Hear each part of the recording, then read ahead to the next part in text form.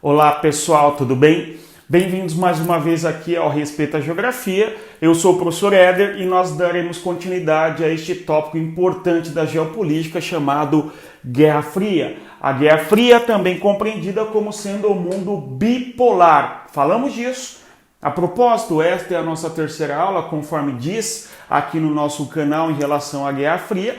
Assistam, caso não tenha visto, caso tenha assistido, assista novamente para tirar dúvida, manda aí as dúvidas, etc, nos comentários que eu sempre respondo. Demora, mas eu respondo e tal. No caso, o mundo bipolar, o mundo da Guerra Fria, conforme nós falávamos em aulas decorridas, não é?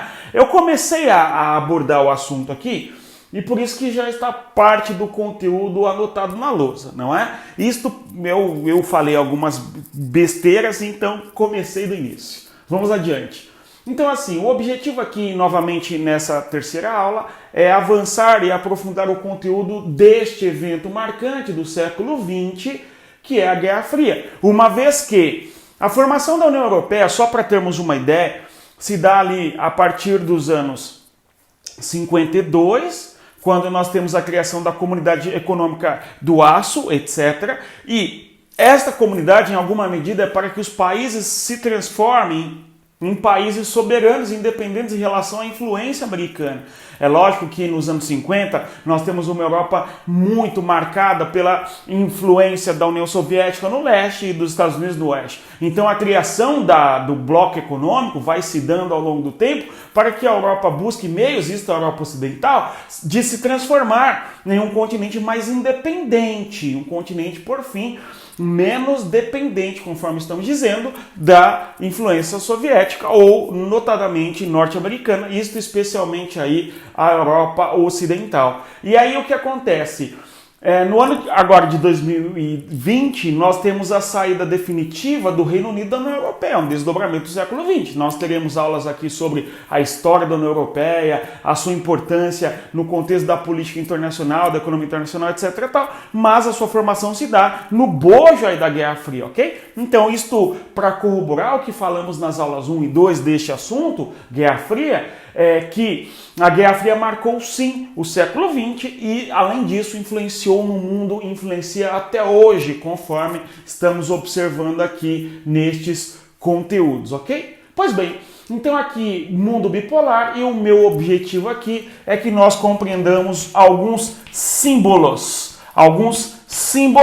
do que foi a Guerra Fria, alguns símbolos que marcaram bastante a Guerra Fria e tal. Talvez nos anos 80, um dos grandes símbolos da Guerra Fria sejam os filmes do Rambo, que marcam ali uma disputa territorial no Oriente Médio, especialmente no estado do Afeganistão, enfim, isto porque à medida que houve uma ocupação militar russa no Afeganistão, nós temos, por sua vez, o financiamento por parte dos Estados Unidos, da Arábia Saudita, de grupos no Afeganistão, contra a presença russa naquela região, a presença soviética, melhor dizendo, e isto faz com que surja depois a Al-Qaeda, cujo grande líder é Osama Bin Laden, responsável pelo atentado de 11 de setembro de 2001, e assim falaremos depois deste assunto. Só para novamente perceber o quanto os símbolos eles têm uma grande profundidade e revelam muito se nós formos estudá-los em seus detalhes e tal, ok? Muito bom. E falando em símbolo, talvez o maior símbolo da Guerra Fria seja justamente este aqui, ó, o Muro de Berlim.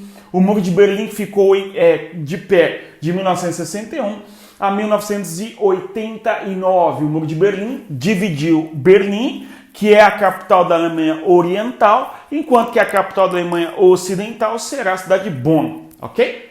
Vamos adiante.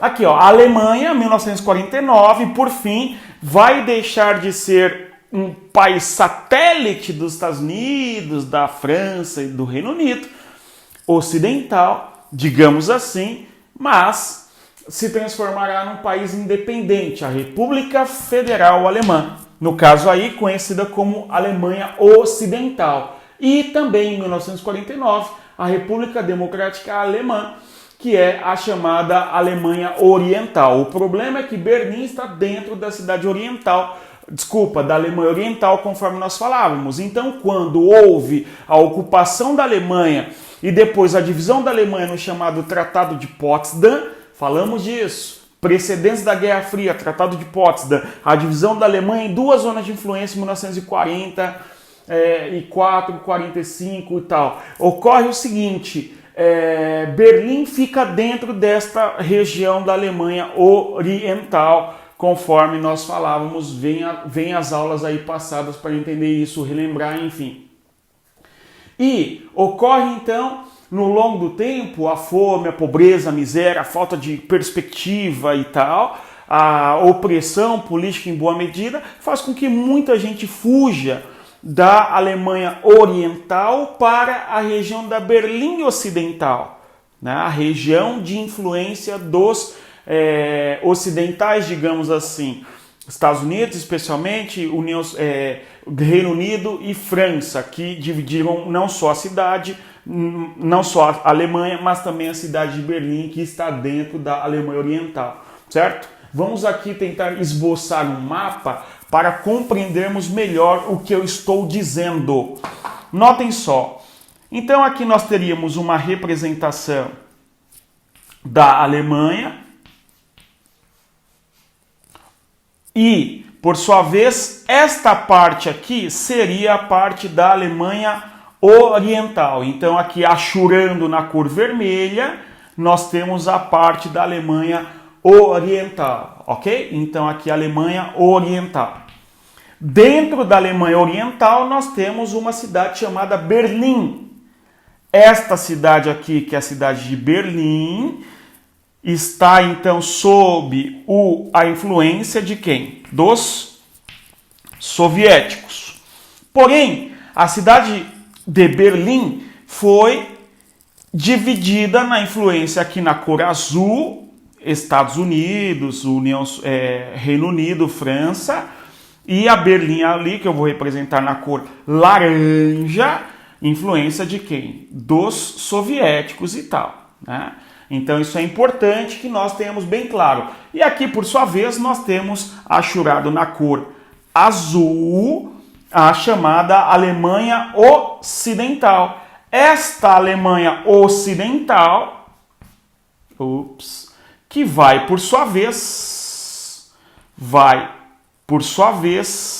ser independente a partir de 1949, enquanto República Federal Alemã e, por sua vez, República Democrática Alemã. Lá, né, os comunistas, no longo do século XX, vão chamar os seus países de democráticos ou populares. Nós sabemos que é isso aí, não é verdade? Enfim, olha só, gente.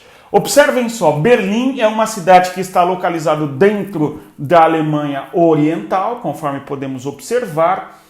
O que é muito marcante, minha gente, é o seguinte: a Berlim Ocidental acaba recebendo muitos imigrantes. E à medida que os imigrantes fogem aqui para esta Berlim azul, para essa Berlim Ocidental, de influência dos Estados Unidos, influência do capitalismo, nós temos que os soviéticos começam a desenvolver um projeto para que a população não migre, para que a população não fuja, digamos assim.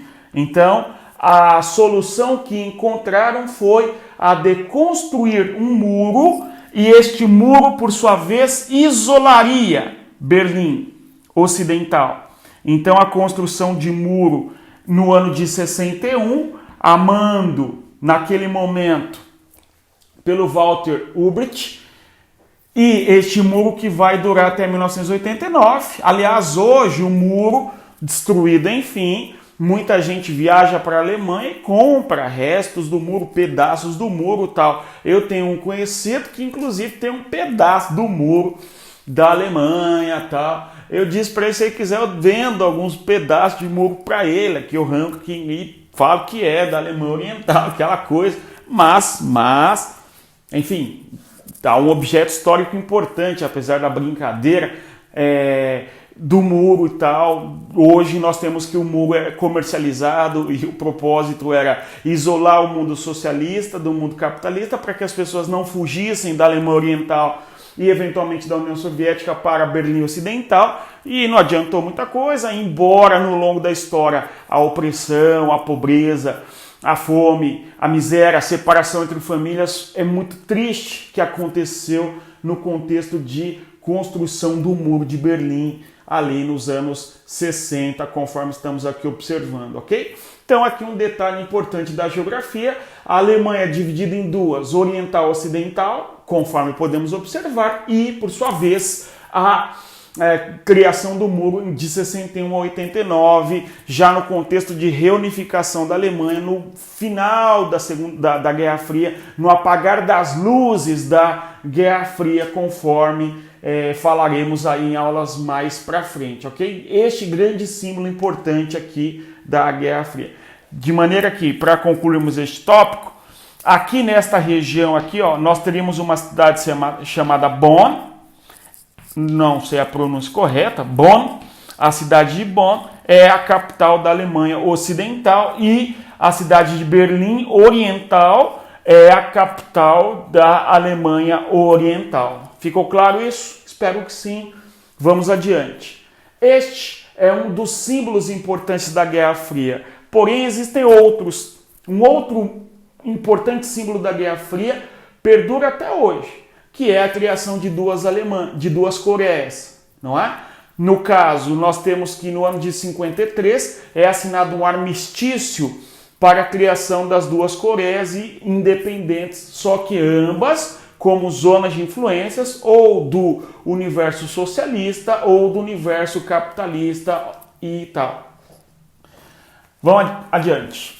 Nós temos, no ano de 1950, uma guerra que é uma das guerras da Guerra Fria. Lembrando que a Guerra Fria é marcada por guerras, revoluções, e aqui nós temos dois destes elementos importantes ocorrendo. A Península da Coreia, na aula passada a gente fala sobre o histórico, aqui vamos detalhar um pouco. No ano de 1949, a China se transforma num país comandado pelo Mao Tse-tung e o comunismo, e depois a revolução cultural, etc. A China se transforma num país comunista, aquela coisa toda. Aqui o detalhe que nós podemos chamar a atenção são as ilhas japonesas. Podemos observar as ilhas de Hokkaido, Honshu, Kyushu e Shikoku. As ilhas que são japonesas. Então aqui é o Japão. Aliás, isso tem um desdobramento importante na geopolítica contemporânea. E aqui presumo que já tenha dado para que nós compreendamos que seria a Península da Coreia. Só para aguçar um pouco a curiosidade histórica, o Japão é um país imperialista importante no contexto do século XX, não por acaso envolvido nas guerras da Primeira, na Segunda, guerra com a Rússia, guerra com a China, enfim. E o Japão coloniza de 1910 aqui, ó, esse território da Península da Coreia. De modo que a Coreia só é independente no ano de 1945. Então é só em 1945 que nós temos uma Coreia independente do Japão. O Japão é um país imperialista muito por demais, ok? Bom, então a vida independente da Coreia unificada é muito curta, porque, e aliás, até hoje é muito forte o ranço na Coreia em relação ao Japão. Né? Então, apesar de no mundo ocidental haver um debate bem profundo sobre a igualdade, não é, a boa relação entre os diferentes, etc. Tá? No mundo oriental, bem como no mundo como um todo, né? Não dá, raramente se consegue fugir muito disso. Nós temos um mundo marcado pelas diferenças culturais, religiosas, étnicas e tal. E na Coreia é marcante, especialmente na Coreia do Norte, um certo ranço histórico em relação ao Japão. Tanto é que a Coreia do Norte lança mísseis nos últimos anos contra o Japão. E os mísseis passam aqui pela ilha mais ao norte, que é a ilha de Hokkaido, por exemplo. A gente vê isso. Né? Em 2017, 18, 19, nós temos uma tentativa do governo americano, por parte do Donald Trump, Aliás, os Estados Unidos é um país ameaçado pela Coreia do Norte, que seria bombardeado pela Coreia do Norte, Estados Unidos, enfim. Nós temos o governo Trump buscando medidas e mecanismos de tentar aproximar, não é isso? A Coreia, ambas, e também minimizar a tensão. Tanto é que a tensão entre Estados Unidos e Coreia do Norte, tanto é que o Trump vai à Coreia nestes 2 últimos anos, aí 2018 e 2019, e presumo que nós temos acompanhado isso, ok? Bom, isto só mostra o quanto os desdobramentos da geopolítica contemporânea têm muito a ver com o mundo da Guerra Fria, ainda hoje, etc.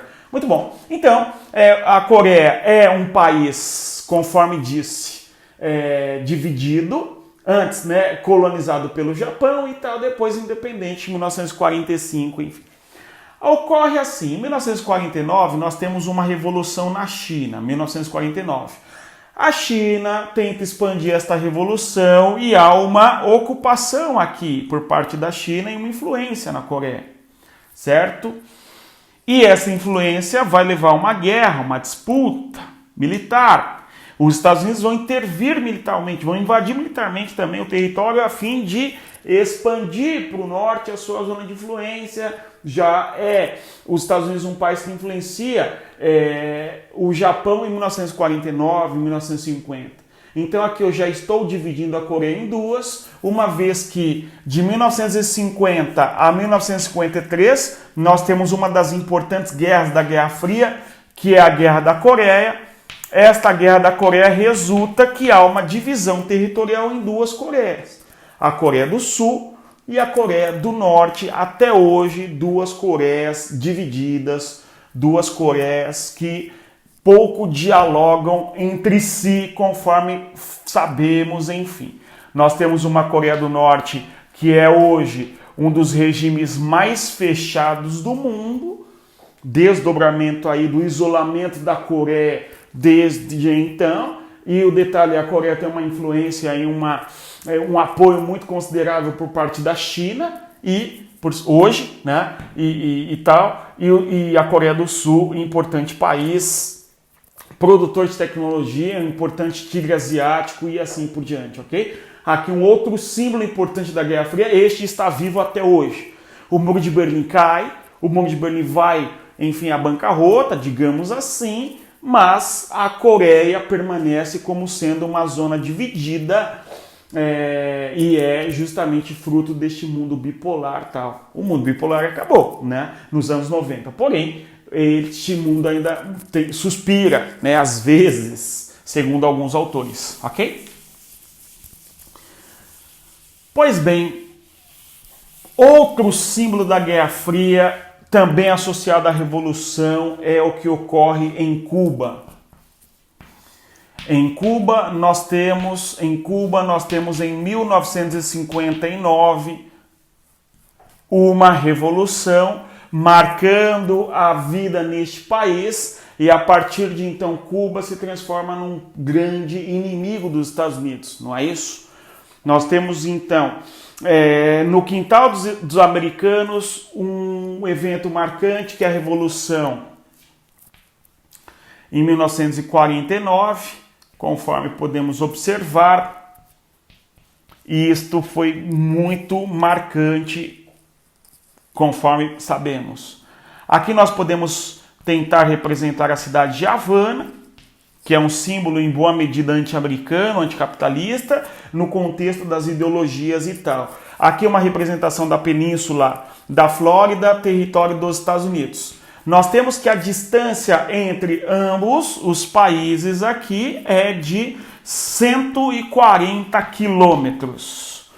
É muito próximo, é muito pertinho, Cuba. Então nós temos que no quintal dos Estados Unidos em 1949 nasce um símbolo importante da Guerra Fria, que é a Revolução Cubana, e Cuba vai influenciar em alguma medida do ponto de vista da ideologia, do símbolo, as esquerdas na América Latina, certo? Certamente você deve ter algum professor ou teve algum professor que, enfim, né?